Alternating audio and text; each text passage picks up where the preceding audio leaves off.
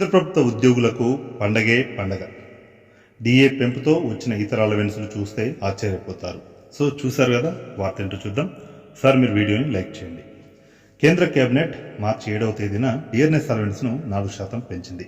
దీంతో మొత్తం వేతనంలో 50%కి చేరింది. ఇది సుమారు 1 కోటి మంది కేంద్ర ప్రభుత్వ ఉద్యోగులు, పెన్షనర్లకు ఎంతో ప్రయోజనం చేకూరుతుంది. పెంచిన డిఏ ఏడాది జనవరి 1 నుంచి అమలు చేసింది. దీంతో పాటు ఉద్యోగులకు హెచ్ఆర్ఏను కూడా పెంచింది.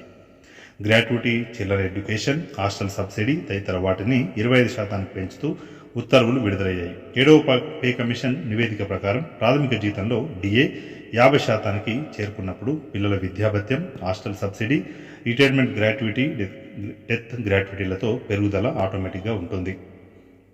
వివిధ కేంద్ర ప్రభుత్వ సంస్థలు 8th పే కమిషన్ను ఏర్పాటు చేయాలనే డిమాండ్లను లేవనెత్తడం ప్రారంభించాయి. కార్మిక ఉపాధి మంత్రిత్వ శాఖ ఈ ఏడాది ఏప్రిల్ 20వ తేదీన విడుదల చేసిన ఉత్తర్వులలో అనేక విషయాలు తెలిపింది.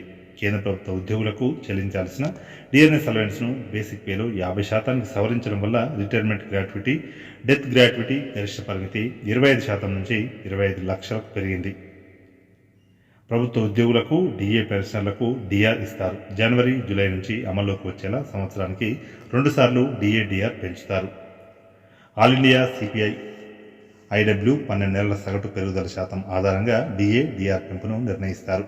కేంద్ర ప్రభుత్వం ప్రతి సంవత్సరం జనవరి 1, జూలై 1న అలవెన్స్ సవరిస్తుంది. అయితే ఈ నిర్ణయాన్ని సాధారణంగా మార్చి, సెప్టెంబర్, అక్టోబర్లలో ప్రకటిస్తారు. 2006లో కేంద్ర ప్రభుత్వ ఉద్యోగులు, పెన్షనర్లకు డిఆర్లను లెక్కించేందుకు కేంద్ర ప్రభుత్వం ఫార్ములాను సవరించింది. డిఏ పెంచే విషయాన్ని వివిధ అంశాల ఆధారంగా లెక్కిస్తారు.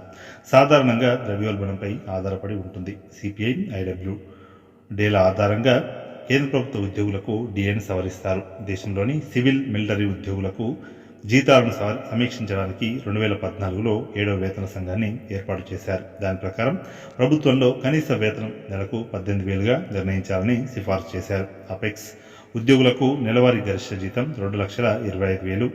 అయితే క్యాబినెట్ సెక్రటరీ ఉద్యోగులకు ప్రస్తుతం అదే స్థాయిలో ఉన్నవారికి 2,50,000 ఇస్తారు. 3% వార్షిక ఇంక్రిమెంట్ కొనసాగుతుంది. కేంద్ర ప్రభుత్వం ఉద్యోగులకు డిఏ అలవెన్స్ 50%కి చేరుకోవడంతో హౌస్ రెంట్ అలవెన్స్ కూడా పెరిగింది. ఉద్యోగులకు నివాసం ఉండే ప్రాంతాలను బట్టి దాదాపు 30% వరకు హెచ్ఆర్ఏ పొందుతారు.